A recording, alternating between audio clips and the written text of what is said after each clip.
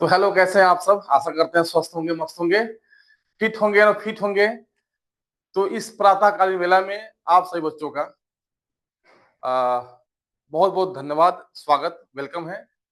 10 minute late हुए हैं हम, इसके लिए आप पूरी टीम की तरफ से क्षमा प्रार्थी हैं। टेक्निकल इशू कुछ आ गया था। तो अजय, आप जान रहे हैं कि जो हमारा सेकेंड डे है आज का, और उसमें पढ़ना हम लोग को वर्ण विचार पढ़ना है। ये तो वर्ण विचार पे ही विचार करने वाले हैं आज, क्योंकि हम जो फर्स्ट डे हमने सिलेबस कोर्स के बारे में बात किया था। कोर्स कितने नंबर का कितना आएगा आपके पास, उन पर काफी चर्चा हमारी हुई थी। हमारी आपसे आप संतुष्ट भी थे कि हाँ सर, आपने सही किया बताकर कि हमें फोकस करना है, किन किन चीजों को पढ़ना है, क्या क्या फोकस करना है। इन सारी बातों को चर्चा करने के बाद थोड़ा समय मिला था, तो हम वर्ण में कुछ आप लोगों को बताए थे।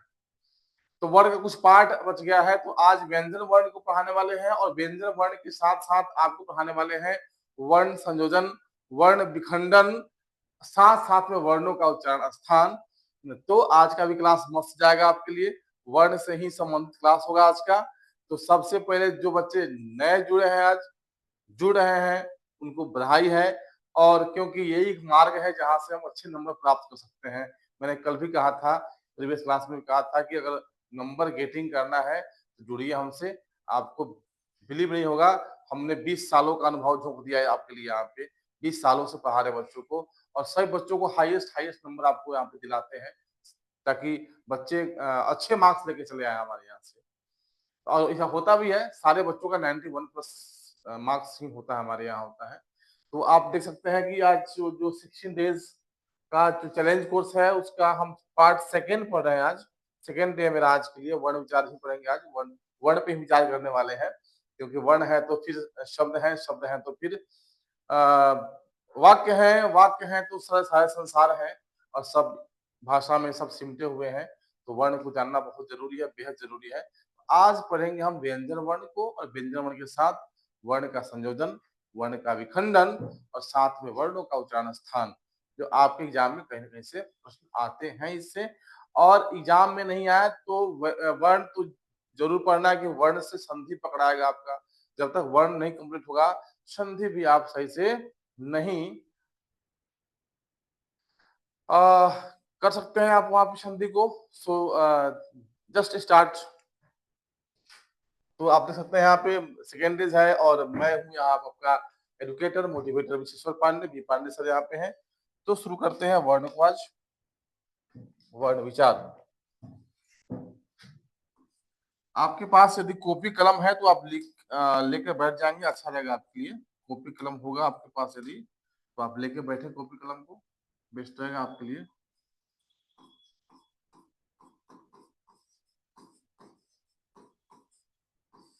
वर्ण विचार में हम आज पढ़ने वाले हैं व्यंजन वर्ण को पढ़ने वाले हैं। किस वर्ण को पढ़ने वाले हैं? व्यंजन वर्ण को पढ़ने वाले हैं, क्योंकि हमने कल स्वर को पढ़ा था। हमने कल स्वर को पढ़ा था, तो आज व्यंजन पढ़ने वाले हैं। तो सबसे पहले व्यंजन वर्ण होता क्या है, किसे कहते हैं? तो यहाँ मैं लिख दूं आपके लिए व्यंजन वर्ण। व्यंजन वर्ण क्या है? तो जिन वर्णों के उच्चारण में, जिन जिन वर्णों के उच्चारण में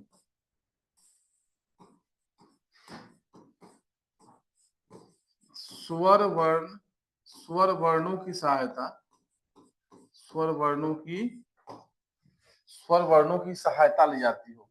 बस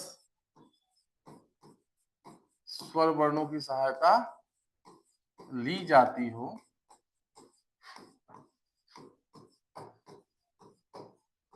उसे व्यंजन वर्ण कहते हैं।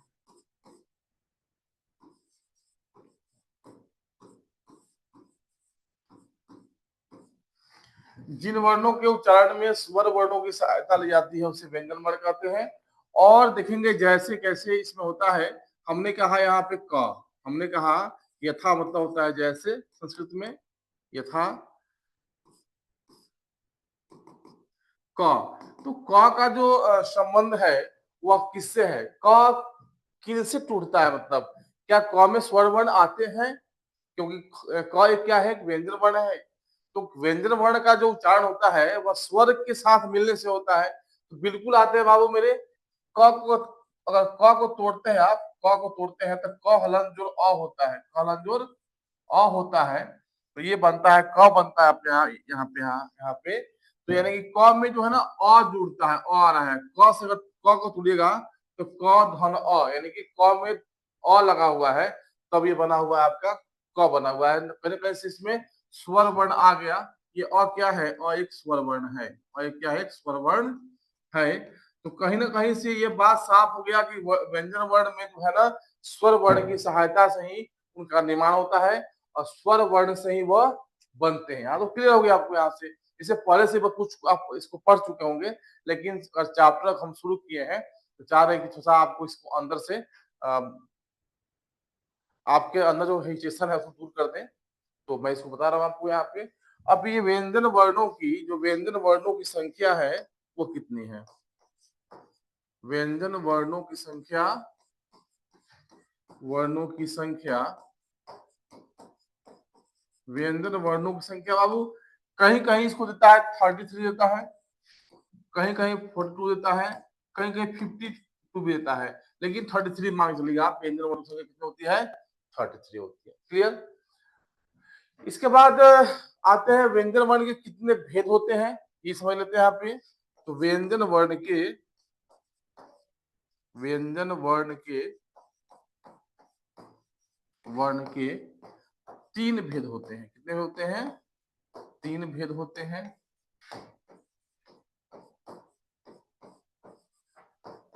क्या क्या होता है बाबू? फर्स्ट में जो आप पढ़ोगे अंतस्थ, फर्स्ट में आपको हो जाता है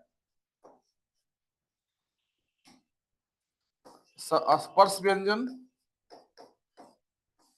सेकेंड में आता है अंतस्थ,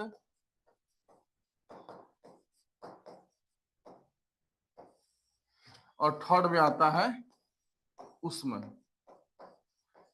तीनों को जानेंगे कि आखिर ये अंतस्थ क्यों है, ये स्पर्श क्यों है, और ये उष्म क्यों है। ये सारे तीनों क्या है, व्यंजन वर्ण के पार्ट है। तो तीनों को with definition and with the proof पढ़ने वाले हैं इसको, कि भाई स्पर्श है तो स्पर्श में कौन कौन वर्ण आते हैं और इन्हें स्पर्श ही क्यों कहा गया। सब लोग तो पढ़ाते हैं लेकिन ऐसा प्रूफ बहुत कम लोग देते हैं, मतलब बोले पांडे सर कि जो व्यंजन वर्ण है उनके जो भेद है स्पर्श, अंतस्थ और उष्म। तो तीनों का नाम स्पर्श क्यों पड़ा, अंतस्थ क्यों पड़ा और उष्म क्यों पड़ा? क्या क्या किसके लिए, क्या कोई प्रूफ है? हाँ प्रूफ है। तो पढ़ते हैं इसके हम डेफिनेशन को यहाँ पे।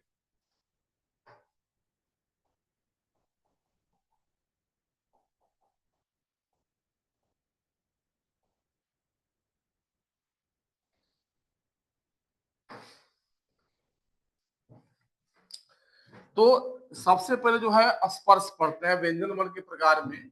जो व्यंजन वर्ण के प्रकार हैं,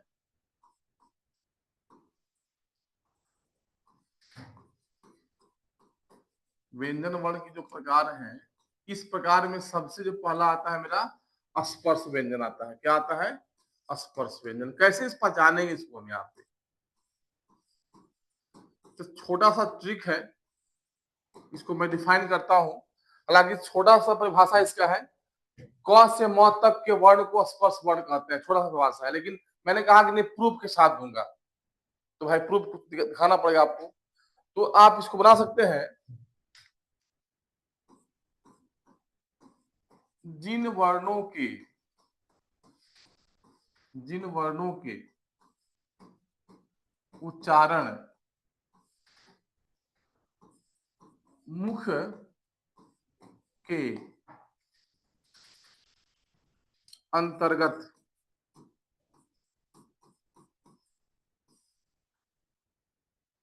विभिन्न विभिन्न भाग से उत्पन्न होते हैं, उत्पन्न होते हैं स्पर्श व्यंजन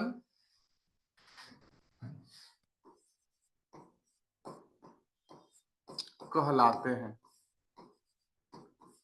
हमने क्या कहा, जिन वर्णों का उच्चारण जो है ना मुंह के किसी विभिन्न भाग से। अब इस मुंह में कई भाग हैं आपके, जैसे कि हो गया मूर्धा, हो गया कंठ, हो गया जीभ, हो गया दांत, हो गया ओठ, हो गया। ये सारे मुंह के बाहरी और आंतरिक पार्ट हैं ये, तो वहीं से ये निकलते हैं और वहीं से ये सट के निकलते हैं, इसलिए स्पर्श कहा गया वहां पे। इसलिए हम अगर बात करें यहाँ पे, किसकी बात करें हम, जैसे देखते हैं यहाँ पे, अगर बात करें हम यहाँ पे क, आप लोग क अगर बोलेंगे, तो देखिएगा क के पास आप अगर क को बोलने के क्रम में अपने हाथ को कंठ पे डालिए, कंठ पर, तो देखिएगा एक वाइब्रेट साउंड होगा वहां पे। क दबा देंगे तो भी अलग आवाज निकलेगा, शुद्ध क नहीं निकलेगा। जोर से नहीं दबाना है तो फिर आदमी हमसे ऊपर चल जाएगा। यहाँ पे थोड़ा धीरे से आप दबाइएगा, धीरे से, हल्का सा स्लोली, तो देखिएगा यहाँ पे एक वाइब्रेशन क्रिएट होता है, यहाँ पे वाइब्रेशन। तो उस वाइब्रेशन साउंड जो निकल रहा है उसको कंठ से बोलेंगे, तो जो यहाँ चीज से निकाल रहे हैं वह है आपका कंठ से बोलने वाले शब्द वहां पे होते हैं। तो ये स्पर्श कर रहे हैं कंठ को, कोई स्पर्श करता है मुंह को, जीभ को, ना निकलता है, नाक से निकलता है, इसलिए इसको स्पर्श कहा गया यहाँ पे। या अगर ये थोड़ा सा हार्ड लग रहा है आपकी भाषा, आपको ये परिभाषा का हार्ड लग रहा है आपको, तो आप इसको सिंपल परिभाषा कर सकते हैं, सिंपली कर सकते हैं यहाँ पे, क्योंकि बच्चों समझेंगे कि सर बहुत बड़ा डिफिनेशन इसको दे दिया यहाँ पे। तो सिंपली समझिए यहाँ पे स्पर्श वर्ण को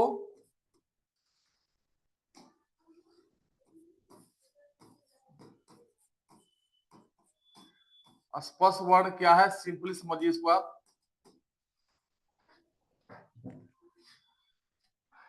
क से लेकर क से लेकर म तक के वर्ण को, क से लेके म तक के वर्ण को क्या कहते हैं, म तक के वर्ण को स्पर्श वर्ण कहते हैं। सिंपली परिभाषा जानिए इसका।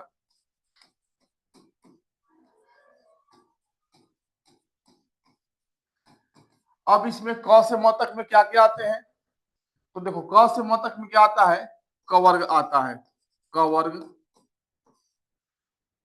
च वर्ग, ट वर्ग,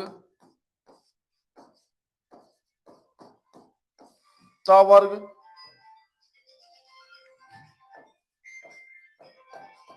प वर्ग। तो क वर्ग में क्या आ गया, क, ख, ग, घ, अंग, च, छ, ज, झ, य, ये चवर्ग हो गया। वर्ग में आ गया ट, थ, ड, ढ, न। यहां हो गया त, थ, ड, ध, न। ये हो गया प, फ, ब, भ, म। यानी कि कवर्ग से कवर्ग, चवर्ग, कवर्ग, चवर्ग, टवर्ग,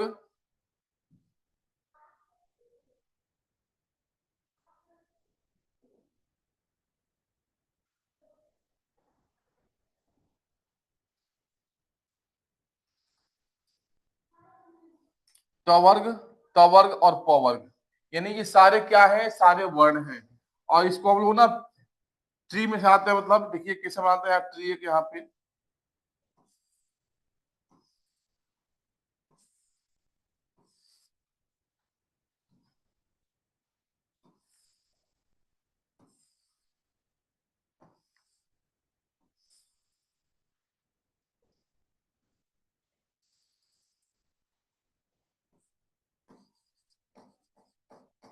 कवर्ग, चवर्ग, ट वर्ग, ट वर्ग, प वर्ग। ये हो गए आपको स्पर्श व्यंजन के ये फैमिली ट्री बन गए। आपको याद रखना है कि जो जब ये अलग अलग हो जाएंगे तब ये वर्ण कहलाते हैं, और जब साथ होंगे तो ये लोग वर्ग कहलाएगा। यानी कि जब ये साथ हो गया क से लेकर, ये साथ हो गया क से लेकर अंग तक, जब ये साथ हो गया तो ये कवर्ग कहलाएगा। लेकिन वही जो है ना च, छ, ज, झ, य, ये क्या है, अलग अलग वर्ण है। तो संधि पढ़ाएंगे तो पढ़ाएंगे उसमें वर्गों का तीसरा, चौथा, पांचवा वर्ण हो। तो भाई क्या समझेंगे आप, तो यही समझना है कि जो कवर्ग है इसका तीसरा क्या है, तीसरा ग है, चौथा क्या है घ है, और पांचवा क्या है अंग है। इसी के लिए आप इसको आप लोग को यहाँ पे हम बताए हैं। चलिए, तो ये स्पर्श वर्ण हो गए। कितने होते हैं, तो स्पर्श वर्णों की संख्या कितनी होती है, स्पर्श वर्णों की संख्या संख्या कितनी होती है, संख्या 25 होती है। कितनी होती है, 25 होती है, याद रखना इसको। स्पर्श वर्णों की संख्या कितनी होती है, 25 होती है। आगे बढ़े, इसका स्क्रीनशॉट ले लेंगे आप, इसका स्क्रीनशॉट ले ले या फिर कॉपी में लिख ले, तो अधिक टाइम तो लगेगा, अधिक कॉपी में लिखने पर स्क्रीनशॉट ले लीजिए, बाद में कॉपी में लिख लीजिएगा। क्लियर, आगे बढ़ते हैं। दूसरा है अंतस्थ। अंतस्थ,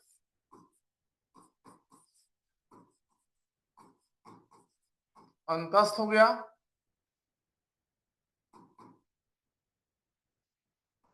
व्यंजन।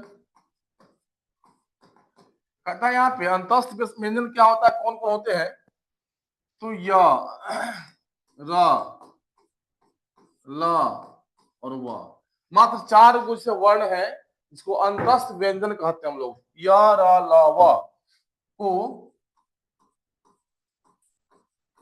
अंतस्थ व्यंजन कहते हैं।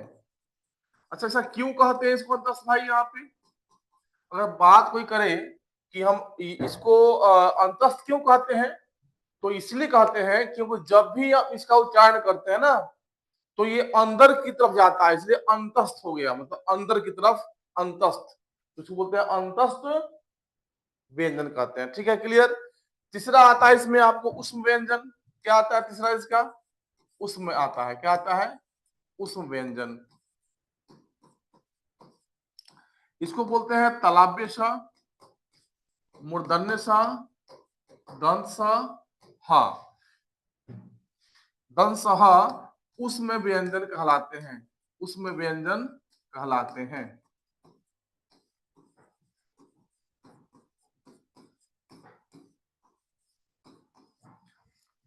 अब इसे उष्म क्यों कहा गया, क्योंकि जब भी आप बोलेंगे ना सा सा सा हा, तो देखेंगे आप, आपके मुंह से गर्म हवा निकलती है, इसलिए इसे उससे उष्म पे कहा गया इसको यहाँ पर।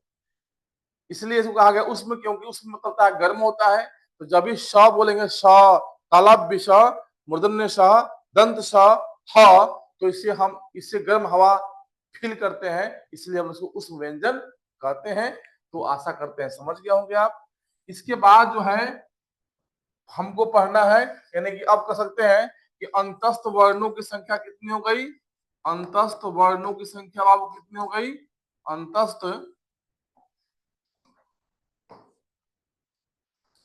अंतस्थ वर्णों की संख्या कितनी हो गई, की संख्या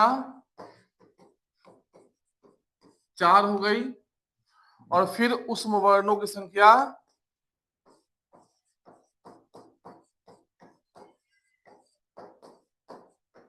संख्या 4 ही होती है। ठीक बाबू। अब नेक्स्ट टॉपिक में हम पढ़ाने वाले हैं वह है वर्ण का विखंडन। हालांकि कहीं कभी कभी आता है, लेकिन हम क्यों छोड़े इसको। तो वर्ण वर्ण का विखंडन, वर्ण को जोड़े कैसे, वर्ण को अलग कैसे करें, वर्ण विखंडन, वर्ण विखंडन, वर्ण विखंडन।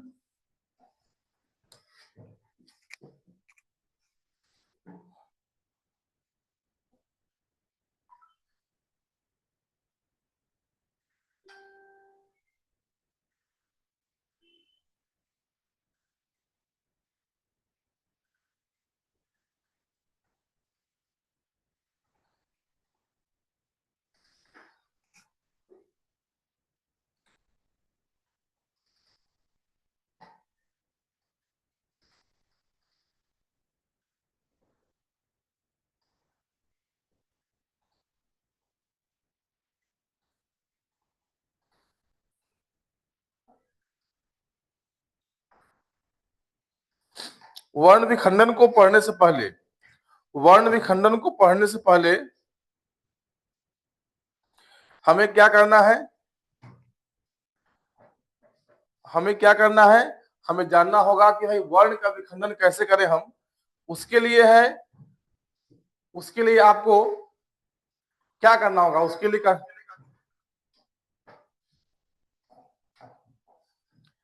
उसके लिए करना होगा आपको संयुक्त वर्णों का संक्षेप जानकारी देना होगा आपको उसके लिए। क्लियर? तो संयुक्त वर्ण क्या है पहले इसको जानिए पहले आप। जैसे आप सिंपल जो वर्ड है, जैसे राम को तोड़ना है हमको, राम को तोड़ना है तो ये तो सब कोई तोड़ लेगा। क्लियर है? र हलंत जोड़ आ, अब म हलंत जोड़ आ, जब सिंपली आप सब कोई तोड़ सकते हैं इसको, पहले से जानते होंगे। हमको तोड़ना है गणेश को, हमको तोड़ना है गणेश को,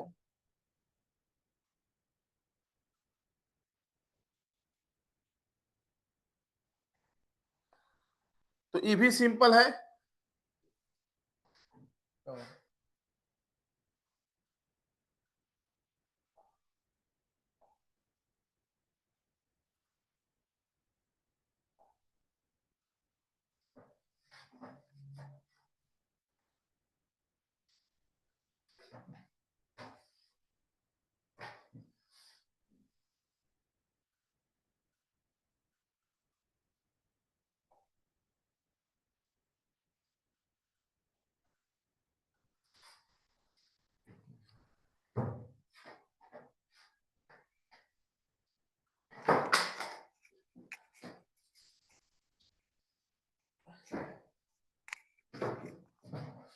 चलो जी,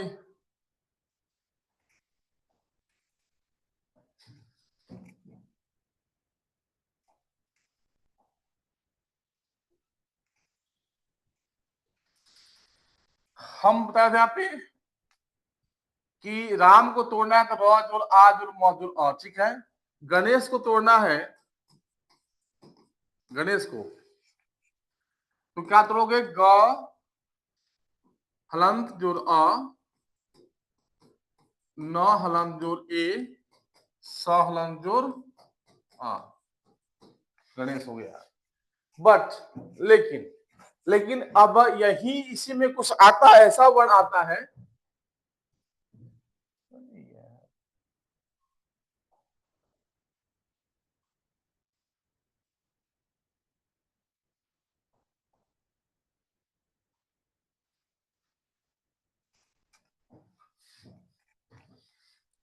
इसी में ऐसा वर्ण आता है।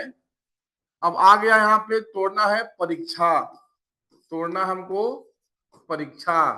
लो भाई, छ टूटेगा कैसे है, ये छ कैसे टूटेगा, इसके लिए कोई तरकीब, कोई उपाय? हाँ, उपाय तो है, लेकिन उसके पहले हमें ये हमसे सिंपली ये नहीं टूटने वाला है, हमसे सिंपली नहीं टूटने वाला है। प्रॉब्लम यहाँ पर आएगा, क्या आएगा यहाँ पे प्रॉब्लम आएगा यहाँ पे। तो छ जो है ना, छ ऐसा वर्ड है जो टूट नहीं पाएगा। तो उसके पहले क्या करना होगा, उसके पहले हमें कुछ संयुक्त वर्णों को जानना पड़ेगा। कैसे वर्ण? तो संयुक्त वर्ण। कैसे वर्ण? तो संयुक्त वर्ण। ये कौन वर्ण होते हैं सर? तो देखो यहाँ पे छ, त्र और ज्ञ, ये सारे होते हैं, कहते हैं इसको, ये कहलाते हैं संयुक्त वर्ण। इनको पहले अपना कुछ खास है जो तोड़ना पड़ेगा, कुछ खास है जो तोड़ना पड़ेगा। जैसे कि छ टूटता है कौन सी में, क हलंत जोड़ स हलंत जोड़ अ, ये बनेगा छ। फिर त्र टूटता है त हलंत जो र हलंत जोड़ अ। फिर ज्ञ है ज हलंत जोड़ य हलंत जोड़ अ, ये हमने तोड़ दिया। छ तोड़ा हमने क स अ, त्र टूटा त्र त र अ, और ज्ञ टूट गया ज य अ। क्लियर हुआ यहाँ पे? तो जो है, अब इसका हम दिगरा, अगर हम दिगरा करें, तोड़े इसको यहाँ पे अलग अलग करें, तो क्या अब इसका सीन आएगा, उसको देखिए नेक्स्ट पेज में। अब आ गया परीक्षा, अब तोड़ने हमको आ जाएगा, अब तोड़ने आ जाएगा हमको परीक्षा को। परीक्षा, विज्ञान, हाँ, त्रिशूल, ये तीन शब्द हैं, ये तीन शब्द हैं जो हमें तोड़ लेना है, क्योंकि हमने अब जान गया है कि छ टूटेगा कैसे, ज्ञ कैसे टूटेगा और फिर त्र कैसे टूटेगा, ये हम जान गए हैं इसको अब। क्लियर? तो देखिए यहाँ पे तो प हो गया और प में कुछ नहीं है तो अ है, फिर र है, दीर्घकार है, ई हो गया, फिर यहाँ पे क हलंत जोड़, स हलंत जोड़, आ हो गया। क्या हो गया यहाँ पे? ये बन गया परीक्षा। विज्ञान तो वह हो गया, हलंत है, फिर इसमें हर्षिकार है तो हर्षिकार, फिर है ज्ञ है तो ज, य और आ है तो आ, विज्ञा हो गया। और फिर नौ के लिए क्या तोड़ेंगे यहाँ पे हम? नौ हलंत जोड़ अ, विज्ञान। क्लियर? अब है त्रिशूल, तो त्रिशूल त्राट होता है त हलंत जोड़ र हलंत जोड़ ई हो गया, त्रि हो गया। फिर तलव्य स हलंत धन उ त्रिशू, और फिर यहाँ पे ल के लिए ल हलंत जोड़ अ, त्रिशूल बन गया आपके यहाँ पे। इस तरह से हम संयुक्त वर्णों का क्या करते हैं? अलग करते हैं। जो संयुक्त वर्ण है उनसे जो बने शब्द होते हैं उन शब्दों का ऐसे हम क्या करते हैं? वर्ण का विखंडन, वर्ण को अलग करते हैं। ठीक है? तो ये भी कभी कभी एग्जाम में आपके पूछ लेता है, इसलिए मैंने आप इसको क्लियर कर दिया। ठीक है? अब जो आना है हमको क्या पढ़ना है इसमें? अब इसके बाद जो पढ़ना है, इसके बाद जो पढ़ना है आपको वह है वर्णों का उच्चारण स्थान। क्या पढ़ना है आपको? वर्णों का उच्चारण स्थान।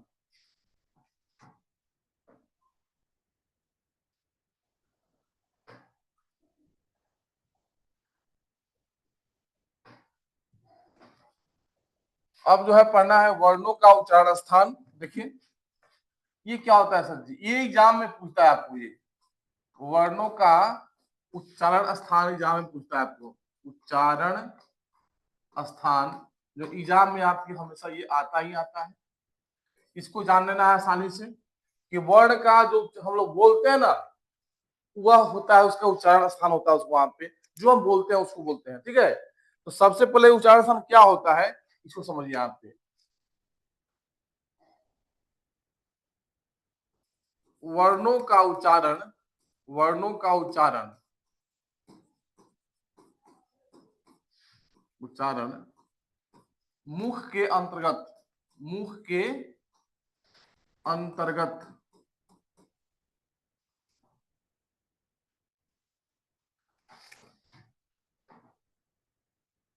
निहित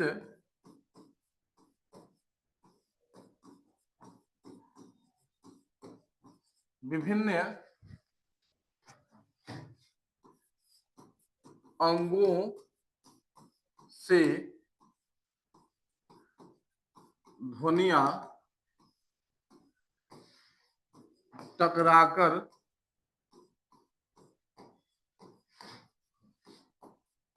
निकलती हैं, टकराकर निकलती है, उस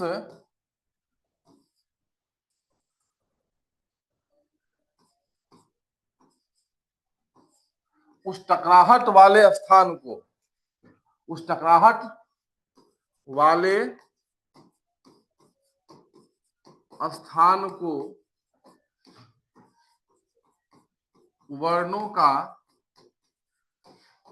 उच्चारण स्थान कहते हैं। यानी कि जब भी कोई वर्ण बोलते हैं ना, जब भी कोई वर्ण बोलते हैं आप, तो उस समय वर्ण जब बोलते हैं तो उस समय बोलने के समय ये ध्वनियां निकलती है मुंह से, वो जो वर्ण निकलता है, शब्द निकलता है, कहीं ना कहीं उस मुंह के अंदर जो विभिन्न अंग है, मतलब ना से हो गया आपको, मूर्धा हो गया,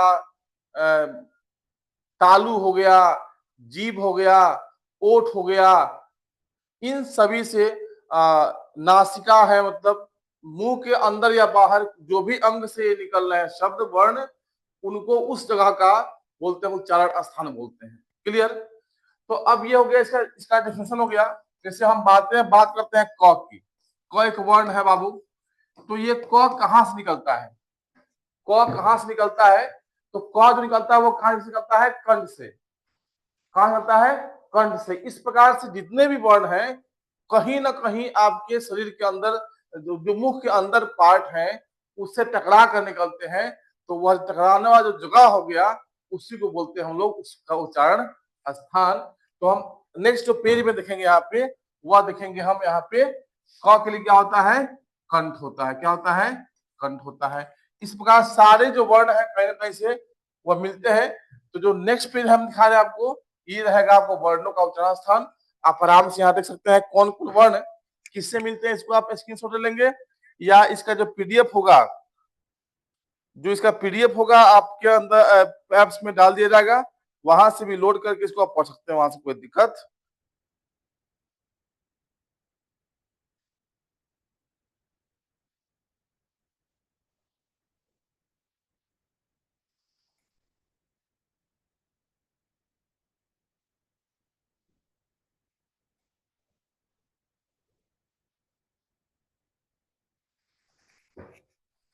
ले सकते हैं। चलिए आप देखिए यहाँ पे स्थान हो गया, ठीक है। फिर स्वर है, स्वर के बाद क्या है? व्यंजन है, अंतस्थ है और उसमें है। क्योंकि वर्ण इतने ही होते हैं, स्वर हो गए, स्वर में व्यंजन हो गए, व्यंजन के कुछ अंतस्थ और उस पाठ हो गए, स्पष्ट तो यहाँ पे है ही भाई। चलो कंठ जो है आपका एक सब कंठ है। कंठ जो है, कंठ से कौन कौन सा वर्ण निकलता है, कंठ के स्पर्श से कौन कौन सा वर्ण निकलता है, इसको पढ़ना है वहां पे। तो कंठ से क्या निकलता है, किसी का कमेंट आ रहा है?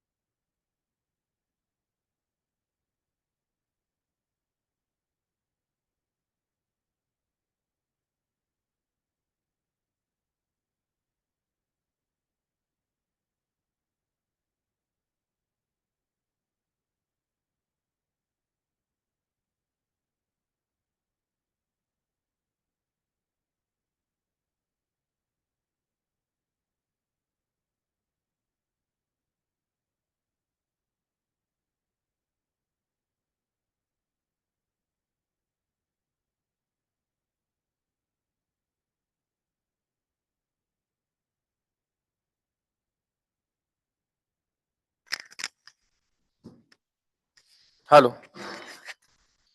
तो चलिए कल का अलग टॉपिक होगा। आज के लिए बस आज भी इतना ही था। पुनः कल मिलते हैं अलग चैप्टर अलग टॉपिक के साथ। कोई दिक्कत हुआ हो, अभी टेक्निकल कुछ इश्यूज हो रहे हैं, कुछ प्रॉब्लम हुआ हो सकता है, इसके लिए क्षमा प्रार्थी है आपसे। कल पुनः मिलते हैं इसी वक्त इस समय। तब तक के लिए सबको bye bye, love you and जय हिंद।